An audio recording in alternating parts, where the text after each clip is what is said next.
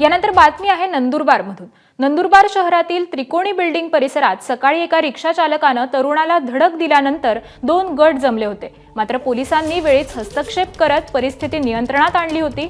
मात्र रात्री 8 वाजल्यानंतर शहरातील विविध ठिकाणी दगडफेक झाली। यानंतर जमावाला पांगवण्यासाठी पोलिसांनी अश्रुधुराचा मारा देखील केला। दरम्यान यानंतर परिस्थिती नियंत्रणात आली असून शहरात सध्या तणावपूर्ण शांतता आहे। रिक्षाच्या अपघातानंतर किरकोळ वादानंतर शहरात तणाव निर्माण झाला होता। त्यानंतर पोलिसांनी हस्तक्षेप करत गुन्हे दाखल केले आणि वातावरण निवळलं होतं। मात्र रात्री 8 वाजेनंतर अफवांचा पेव फुटल्यानंतर शहरातील काही संवेदनशील भागात दगडफेकीच्या घटना समोर आलेल्या आहेत।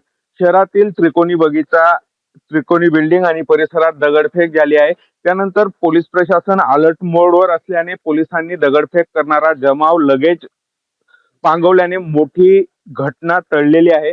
पोलिसांनी जमावाला कंट्रोलमध्ये आणण्यासाठी 15 अश्रुधुराच्या नळकांड्या फोडल्याची प्राथमिक माहिती समोर येत आहे। वरिष्ठ पोलीस अधिकारी घटनास्थळी दाखल झालेले आहेत। स्वतः पोलीस अधीक्षक श्रावण दत्त एस असतील किंवा अपर पोलीस अधीक्षक असतील, हे घटनास्थळावर हजर असून परिस्थिती नियंत्रणात आहे। पोलिसांनी आता आरोपींची धरपकड सुरू केलेली आहे। एकूणच शहरात तणावपूर्ण शांतता असली तरी मोठ्या प्रमाणात पोलीस बंदोबस्त तैनात करण्यात आलेला आहे। शहरातील संवेदनशील भागाला छावणीचे रूप प्राप्त झाल्याची चित्र दिसून येत आहे। भिकेश पाटील, एबीपी माझा, नंदुरबार। सर्व सिच्युएशन शांत आहे। संध्याकाळी जे काही स्टोन पेल्टिंग झाली त्याच्या मागे प्रथमदर्शनी असं दिसते की काही लोकांनी विनाकारण अफवा पसरवण्याचा प्रयत्न केला। तर काही आरोपी आमच्या ताब्यात सध्या आहे आणि बाकी उर्वरित आरोपींचा आम्ही शोध घेत आहे।